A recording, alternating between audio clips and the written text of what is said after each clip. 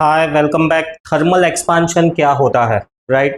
तीन तरह के एक्सपांशंस होते हैं। जैसे ही हीट दोगे किसी भी सब्सटेंस को, तो या तो वो लेंथ वाइज एक्सपांड करेगा, या तो वो एरिया वाइज एक्सपांड करेगा, या तो वो वॉल्यूम वाइज एक्सपांड करेगा। सो इस एक्सपांशन के पीछे का फिजिक्स समझते हैं। तो एक्सपांशन जो होता है उसके कॉमन ऑब्जर्वेशंस तुमने देखे होंगे, राइट। जैसे ब्रिजेस है तो ब्रिजेस के दो स्पैन के बीच में ना इस तरह से मेटल की स्ट्रिप्स लगाते हैं। मे बी ऐसी जिगजैग फॉर्म में हो, मे बी ऐसी स्ट्रेट भी हो, बट यहाँ पर ऑब्जर्व करने वाली बात यह है कि स्पैन के बीच में तुमको गैप दिख रहा है। तो ये गैप क्यों रखते हैं? क्योंकि अलग अलग सीजन्स में जो ब्रिज है, कंक्रीट है, ये गर्म होता है, ठंडा होता है। तो गर्म होने पे ये फैलता है और ठंडा होने पे सिकुड़ता है। अगर इनको दोनों को रिजिडली कनेक्ट कर दिया है और अब ये गर्म हुआ और फैला, तो फटाक से ऐसे टूट जाएगा। सो फैलाव को और जो कॉन्ट्रैक्शन है और एक्सपांशन है उनको परमिट करने के लिए, राइट, ऐसी गैप्स दी जाती है। पानी के बारे में भी हमको पता है कि पानी गर्म करता है तो वो फैलता है। रेलवे की पटरियाँ, एक रेल और दूसरी रेल, एक रेल का टुकड़ा खत्म हो गया, अब दूसरी रेल का टुकड़ा प्लेस करना है, तो दो रेल के टुकड़ों के बीच में भी थोड़ा सा गैप मेंटेन करके रखते हैं। नहीं करेंगे तो एक्सपांशन की वजह से रेल जो है टेढ़ी मेढ़ी हो जाएगी, राइट, ट्रेन ट्रैक से उतर जाएगी। बायोमेटालिक स्ट्रिप्स जो सर्किट ब्रेकर्स होते हैं, तुमने ये देखा होगा कि काफ़ी बार घर के अंदर जो ऑटोमेटिक स्विचेस है वो अपने आप बंद हो जाती है। सो उनका भी जो वर्किंग है वो थर्मल एक्सपांशन के बेसिस पे भी है। नॉर्मल कंडीशंस में ऐसा रहता है। बहुत ज़्यादा गर्म होने पर ये स्ट्रिप्स बैंड होती है। इनके बैंड होने की वजह से यहाँ पर जो इलेक्ट्रिकल कनेक्शन है, राइट, गर्म होने पर बैंड हुई। गर्म तभी होगी जब बहुत ज़्यादा करंट या शॉर्ट सर्किट वाली कंडीशन अराइज होगी, तो ये बैंड हो जाएगी और ऑटोमेटिकली जो करंट का सप्लाई है वो रुक जाएगा। तो चलो देखते हैं कि थर्मल एक्सपेंशन के पीछे का फिजिक्स क्या है। Thermal expansion is a tendency of matter to change its shape, area, volume, length in response to the change in temperature. Most materials expand when heated, क्योंकि उनके मटेरियल्स के अंदर जो मॉलिक्यूल्स है उनकी काइनेटिक एनर्जी बढ़ जाती है। मॉलिक्यूल्स बहुत स्पीड में वाइब्रेट करते हैं और अल्टीमेटली एक्सपांशन होता है। कन्वर्सली जब उनको ठंडा करते हैं तो मॉलिक्यूल्स की काइनेटिक एनर्जी कम होती है, मॉलिक्यूल्स पास पास में आ जाते हैं, अल्टीमेटली वो सिकुड़ते हैं। हमारे साथ भी ऐसा होता है। जब हमको गर्मी लगती है, गर्मी की सीजन होती है, हम काफ़ी फैल कर सोते हैं। ठंडी लगती है, हम सिकुड़ कर सोते हैं। सो सबसे पहला वाला जो एक्सपांशन है वो है लीनियर एक्सपांशन। लीनियर एक्सपांशन यानी increase in length on heating. So linear expansion को समझने के लिए लेट से हमारे पास ये एक मटेरियल है, डेरिवेशन है फॉर्मूला का। सो कुछ ऐसे स्टार्ट होता है कि भी consider a rod of length L, right, और let its length increase by delta L due to increase in temperature delta T. सो हम ऐसा कह सकते हैं कि जो भी लेंथ में इंक्रीमेंट या डिक्रीमेंट हुआ है, चेंज इन लेंथ हुआ है, that is directly proportional to the original length. अगर ओरिजिनल लेंथ इतनी सी ही है और इसको गर्म करूंगा तो इसकी लेंथ में जो इंक्रीमेंट होगा ना वो बहुत ही माइनर होगा। मैं ऑब्जर्व कर सकूं या ना कर सकूं, उसके लिए मुझे स्पेशल टूल्स चाहिए होंगे। अगर लेंथ छोटी सी है तो उसका इंक्रीमेंट मुझे मे बी शायद माइक्रोस्कोप से पता चले, बट अगर लेंथ काफ़ी लंबी है तो उसका एक्सपांशन ऑब्जर्वेबल होगा। So change in length is directly proportional to the length. Change in length is also directly proportional to the change in temperature. कि टेम्परेचर के अंदर कितना चेंज हुआ है। दोनों फैक्टर्स को अगर हम कंबाइन कर दे तो इस proportional to L delta T। Proportionality की साइन रिमूव करते हैं और एक कांस्टेंट रखते हैं अंदर, राइट, तो हमको मिलता है चेंज इन लेंथ का फॉर्मूला। अल्फा को हम कहेंगे, alpha is constant of proportionality, constant of proportionality को कुछ स्पेशल नाम दिए जाते हैं, कभी कभी दिए जाते हैं, कभी कभी नहीं दिए जाते हैं। यहां पर कांस्टेंट ऑफ प्रोपोर्शनैलिटी को कहा गया है, इसको स्पेशल नाम दिया गया है, is called as coefficient of linear expansion.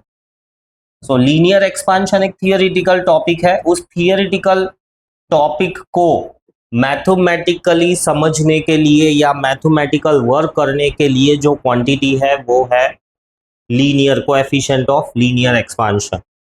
Alpha का डेफिनेशन ऑफ अल्फा कैसे मिलेगा, फॉर्मूला में से ही डेफिनेशन मिलेगा, राइट। अल्फा को हम ऐसा लिख सकते हैं कि delta L upon L into delta T. So क्या हो जाएगा definition of alpha, coefficient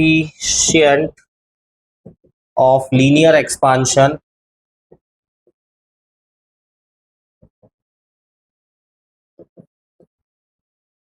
is defined as change in length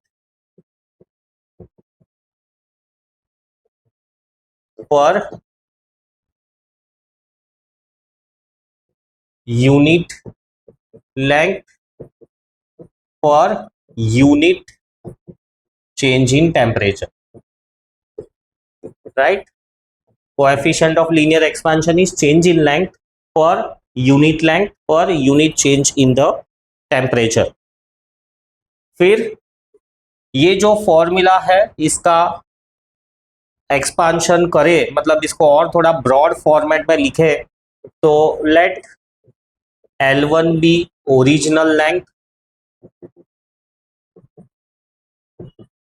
फिर L2 be length after heating the rod from temperature T1 to T2। Therefore delta L को हम ऐसा लिख सकते हैं, final length minus initial length equal to alpha into L, और delta T को हम लिख सकते हैं T2 माइनस T1। सो ये एक्सपांडेड फॉर्मूला हो गया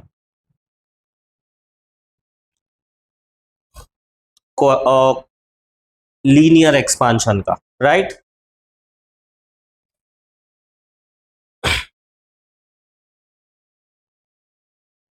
इसको भी और रीअरेंज कर सकते हैं हम, ओरिजिनल लेंथ थी L1, राइट। सो इसको रीअरेंज करें तो हमको मिलेगा कुछ इस फॉर्मेट में कि L will be is equals to L naught into 1 plus alpha T2 minus T1, इस तरह से। ये अल्फा को रहने दो, L1 को इस तरफ शिफ्ट करो, L2 बाय L1 मिलेगा, L1 अपॉन L1 कैंसिल होके 1 हो जाएगा, उसको इस तरफ शिफ्ट करो, फिर डिनोमिनेटर वाला L1 इधर भेज दो। यहाँ पर ये जो मैंने L नॉट लिखा है that is the original length, as per this consideration original length L1 है, राइट, और नई लेंथ L2 है। सो ऐसे भी लिख सकते हो alpha into T2 minus T1। तो ये है कोएफिशिएंट ऑफ लीनियर एक्सपांशन। इसमें अल्फा के units SI unit of alpha क्या होगा, केल्विन इनवर्स पर kelvin. Dimensional formula m0 L0 T का पावर -1, राइट। कुछ मटेरियल्स का लीनियर एक्सपांशन दिया हुआ है, राइट। इस लीनियर एक्सपांशन में देखो तो एल्यूमिनियम का लीनियर एक्सपांशन हाईएस्ट है और लीड का लीनियर एक्सपांशन लोएस्ट है। फिर इसके बाद में नेक्स्ट आता है एरिया वाइज एक्सपेंशन, राइट। जिस चीज का एरिया ज्यादा बड़ा है, लेट से आयरन की प्लेट है, राइट, तो वो आयरन की प्लेट को गर्म करोगे तो उसका एरिया बढ़ेगा। लंबा रॉड है उसको हीट करोगे तो उसकी लेंथ बढ़ेगी, एरिया भी थोड़ा बहुत बढ़ेगा, वॉल्यूम भी थोड़ा बहुत बढ़ेगा, बट लेंथ वाइज जो एक्सपांशन है वो काफी ज्यादा होगा। सो जो भी चीज का एरिया ज्यादा है उन चीजों में एरिया वाइज एक्सपांशन ऑब्जर्व होगा। Area wise expansion is the increase in surface area of the solid या तो मेटल प्लेट ऑन हीटिंग। इसका डेरिवेशन करना है तो कुछ इस तरह से कि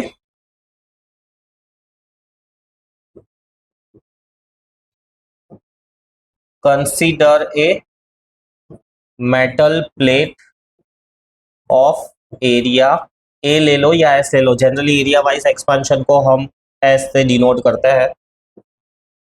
let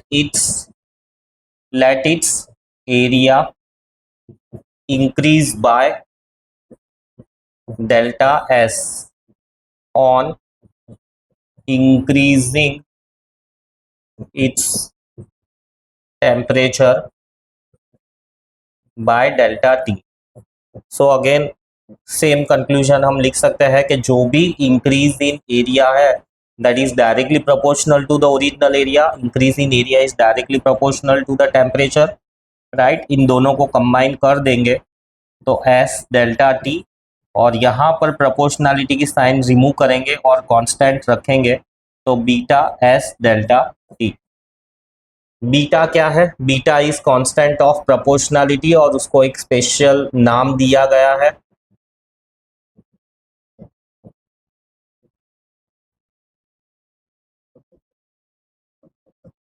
it is called as coefficient of areal expansion. Beta का यूनिट सेम अल्फा वाला ही है, SI unit of beta is per kelvin या per degree centigrade. Generally SI format में केल्विन ही यूज करते हैं और केल्विन में ही होना चाहिए। यहाँ पर भी हमने देखा तो जो भी कोएफिशिएंट ऑफ एक्सपांशन है केल्विन में ही है। फिर बीटा का डेफिनेशन ऑफ बीटा फॉर्मूला जो है उसी में से मिलेगा, delta S by S delta T. ये फॉर्मूला ही है बीटा ढूंढना है तो इसको हम वर्ड्स में लिखेंगे कि coefficient of areal expansion is defined as change in area per unit area per unit change in temperature, right. फिर इसका एक्सपांडेड फॉर्म, ये एक फॉर्मूला हो गया, ये एक फॉर्मेट हो गया, इसका एक्सपांडेड फॉर्म लिखना है हमको तो let S naught be the original area, S be the area after heating the plate from T1 to T2 kelvin. तो इस हिसाब से लिखेंगे तो उसी फॉर्मूला को अगर मैं मॉडिफाई करके लिखूं तो वो हो जाएगा final minus initial area is equals to beta into original area और डेल्टा टी हो जाएगा T2 माइनस T1। इसको रीअरेंज करोगे तो S will be equal to S naught into 1 plus beta T2 minus T1। ये इसी को रीअरेंज करके आया हुआ है, राइट। करना भी है तो उसके स्टेप्स भी बता दूं मैं, पिछले में नहीं बताया मैंने, इसमें हम कर सकते हैं। S is equals to beta S T2 minus T1 S naught, यहां पर S नॉट आएगा, ये S नॉट है,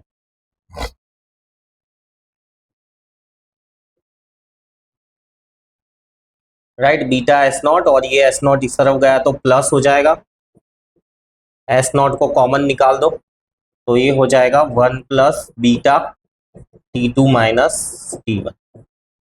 सो किसी भी फॉर्मेट में यूज करो, ये एक फॉर्मेट है फॉर्मूला का, ये दूसरा फॉर्मेट है फॉर्मूला का, ये तीसरा फॉर्मेट है फॉर्मूला का और ये चौथा फॉर्मेट है फॉर्मूला का। So this is area wise expansion beta. फिर तीसरा वाला है volumetric expansion, right. Volumetric expansion यानी चेंज इन वॉल्यूम पर ओरिजिनल वॉल्यूम।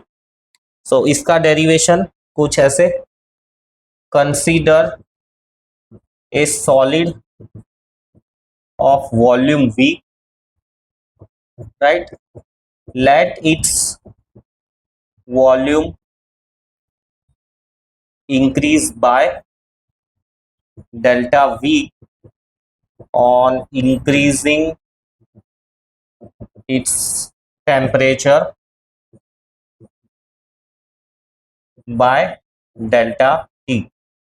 Hence जो भी इंक्रीज इन वॉल्यूम है that is directly proportional to original volume, and जो भी इंक्रीज इन वॉल्यूम है its directly proportional to the change in temperature. Combining both the factors, removing proportionality sign, right, जो constant of proportionality है that is rho, rho is constant of proportionality and it is called as coefficient of volumetric बोल दो या volume expansion कह, right. फिर उसके बाद में ऐसा unit of rho, again same per kelvin, right, and definition of rho. So again इसी में से मिलेगा rho will be equal to delta V upon V delta T. तो इसको वर्ड्स में कन्वर्ट कर दो के coefficient of volumetric expansion is defined as change in volume per unit original volume per unit change in temperature, right. So ये हो गया definition of rho. और सेम फॉर्मूला को एक्सपांडेड फॉर्म में लिखना है तो क्या हो जाएगा, कुछ ऐसे कि let V naught be original volume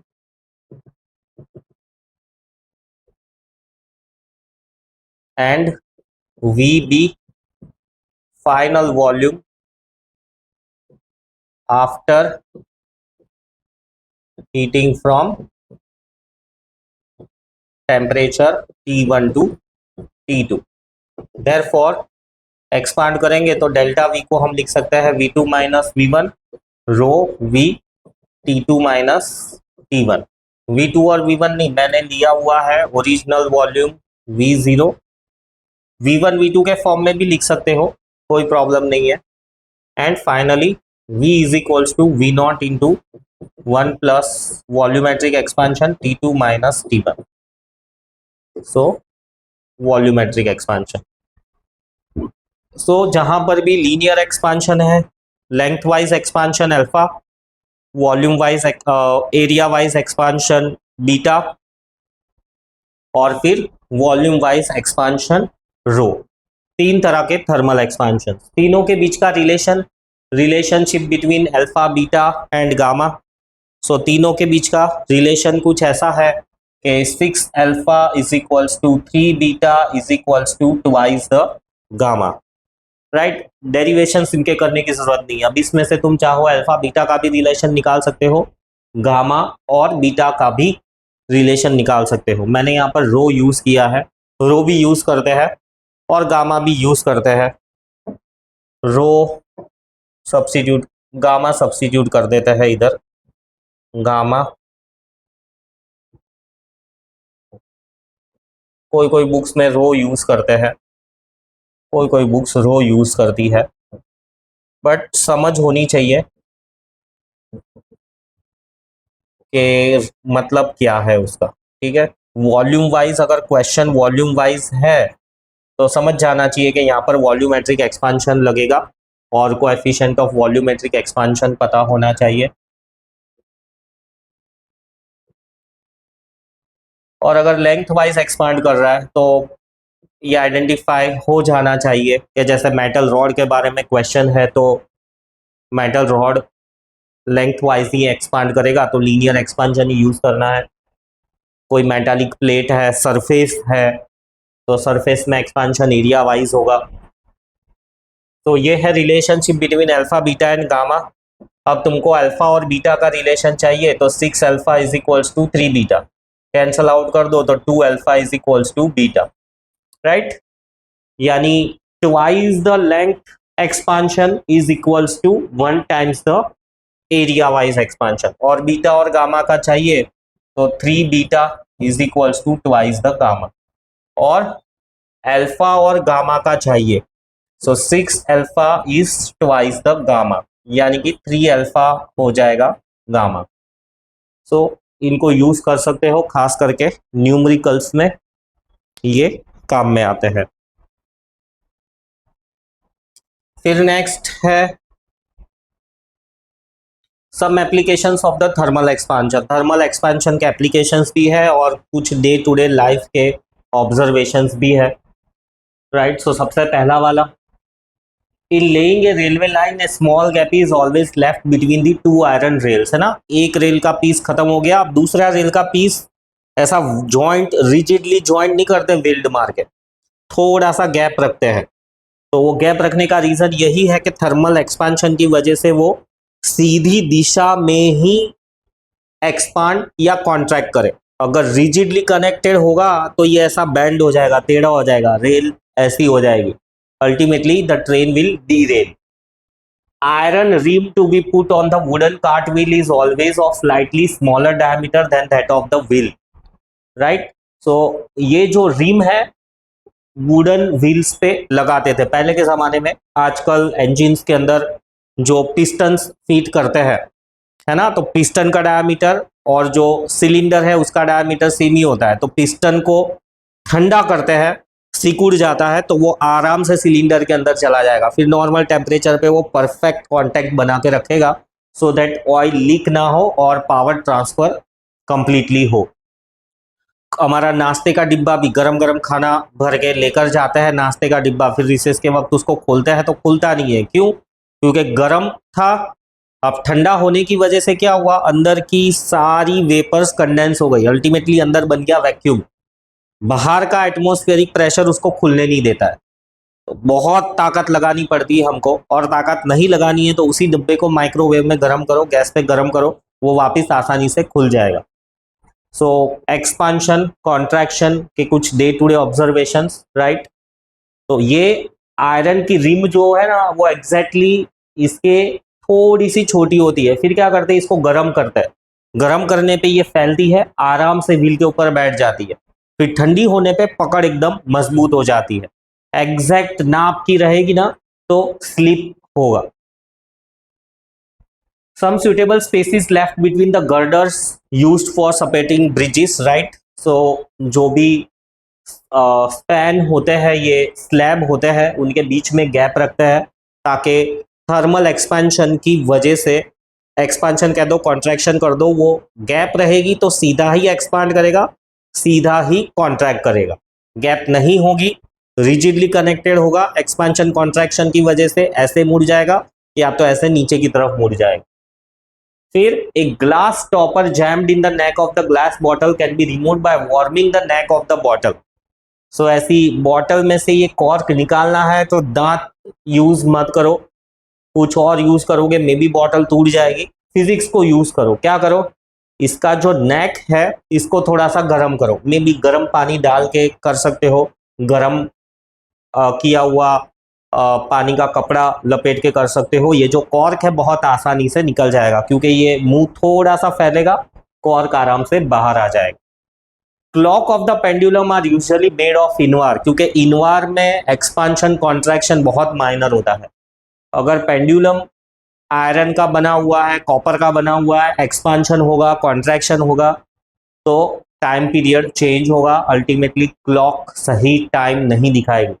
तो मोस्ट ऑफ द टाइम्स पुराने ज़माने की ये जो क्लॉक्स थी उसमें इनवार यूज़ करते थे बिकॉज उसका कोएफिशिएंट ऑफ एक्सपांशन काफी कम है। This enables the clock to keep the correct time in different seasons. तो ये भी है, और इसके अलावा बहुत सारे एप्लीकेशंस है थर्मल एक्सपांशन के, ऑब्जर्वेशंस है डे टू डे लाइफ से। नेक्स्ट आता है थर्मल स्ट्रेस, राइट। क्या होता है थर्मल स्ट्रेस? थर्मल स्ट्रेस को समझने के लिए हम पहले यंग्स मॉड्यूलस लिख देते हैं। यंग्स मॉड्यूलस कुछ ऐसा फॉर्मूला है इसका कि Young's modulus is defined as ratio of stress is to strain. Stress और स्ट्रेन बहुत तरह के होते हैं, है ना। वॉल्यूमेट्रिक स्ट्रेस, फिर कौन सी थी, शियर स्ट्रेस, स्ट्रेन भी लीनियर स्ट्रेन, राइट। सो इसी चीज को हम मॉडिफाई करके ऐसा लिख सकते हैं या लिखते हैं कि ऑल्सो गामा, हम इस चैप्टर के हिसाब से इसको मॉडिफाई करें तो ये हो जाएगा thermal stress upon longitudinal strain. Strain और stress, strain is force upon area, pressure वाला ही फॉर्मूला है, और स्ट्रेन मतलब खींचाव, स्ट्रेस मतलब दबाव, राइट। स्ट्रेस मतलब बहुत सारा लोड है मुझ पर, स्ट्रेन मतलब खींचाव के काफी खींचाव, हम कुछ वजनदार चीज उठाते हैं, राइट, बहुत भागते हैं पूरे दिन तो पैर दर्द करते हैं, स्ट्रेन आ गया पैरों में, खींचाव आ गया मसल्स में और नसों में, right. So thermal stress it is defined as a, it is thermal stress को हम ऐसे डिफाइन करते हैं, it is defined as a Young modulus into longitudinal strain. Thermal stress का डेफिनेशन लिखना है तो कुछ ऐसा लिख सकते हैं कि thermal stress is defined as product of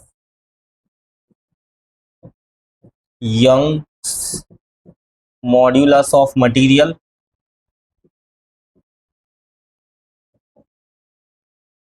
and longitudinal strain। मतलब कि हीट की वजह से उसकी लेंथ में क्या बदलाव आता है उसको हम कहते हैं thermal stress. Thermal stress is the stress which is set up in a metallic rod on heating if the two ends are rigidly connected. So ये जो सर्किट ब्रेकर्स होते हैं, ऑटोमेटिक सर्किट बंद हो जाती है, मे बी किसी short circuit की वजह से, मे बी ओवरलोड की वजह से, यानी बहुत ज़्यादा करंट खींचने की वजह से, तो उसमें कैसा होता है कि नॉर्मली ये इस ऐसे ही रहता है, बहुत ज़्यादा करंट फ्लो होगा तो क्या होगा, ये गर्म हो जाएगा। इसका रेजिस्टेंस स्पेसिफिक होता है, स्पेसिफिक यानी कंट्रोल्ड होता है कि एक स्पेसिफिक करंट से ज़्यादा करंट फ्लो हो तो रेजिस्टेंस की वजह से ये गर्म हो जाता है। गर्म हो जाने की वजह से ये कह दो या ये कह दो, गर्म हो जाने की वजह से ये क्या है, फैल जाता है। और क्योंकि रिजिडली कनेक्टेड है एक साइड से, अब दूसरी साइड से ये सीधा एक्सपांड नहीं हो पाएगा। ये एक सिंप्लीफाइड डायग्राम है, एग्जैक्टली ऐसा नहीं है, बट ऐसा सीधा एक्सपांड नहीं हो पाएगा, ये ऐसा ऊपर की तरफ एक्सपांड होगा, और इसके एक्सपांशन की वजह से ये जो कनेक्शन है ना, वो कनेक्शन ब्रेक हो जाएगा, ultimately power supply cut off हो जाएगा। सो थर्मल स्ट्रेस कह दो या थर्मल एक्सपांशन का एप्लीकेशन कह दो। फर्दर थर्मल स्ट्रेस को अगर हम लिखें तो थर्मल स्ट्रेस, राइट, वो हो जाएगा गामा इंटू लॉन्गिट्यूडनल स्ट्रेन।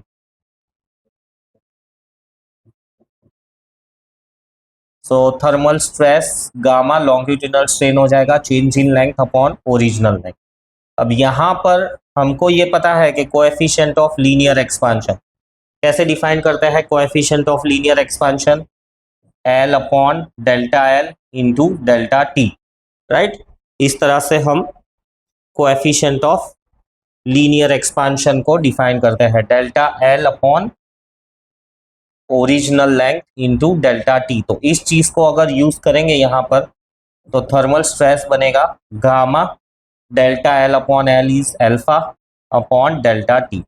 तो ये हो गया थर्मल स्ट्रेस का फॉर्मूला। और स्ट्रेस को फर्दर हम ऐसे भी लिख सकते हैं force per unit area. So thermal stress is gamma into alpha, right, divided by the delta t.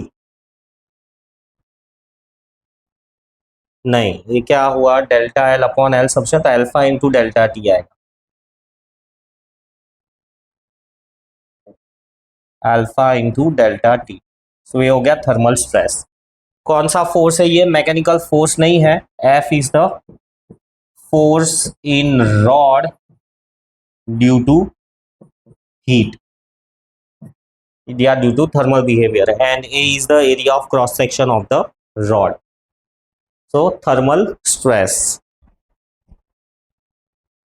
ठीक है, यहाँ तक रखते हैं, फिर नेक्स्ट चैप्टर में और डिस्कशन को हम आगे लेकर जाएंगे। नेक्स्ट टॉपिक से लिक्विड का एक्सपांशन शुरू होता है। तब तक के लिए जितना भी पढ़ा है इसको रिवाइज करो, चैनल को लाइक करो, सब्सक्राइब करो। सी यू, बाय बाय।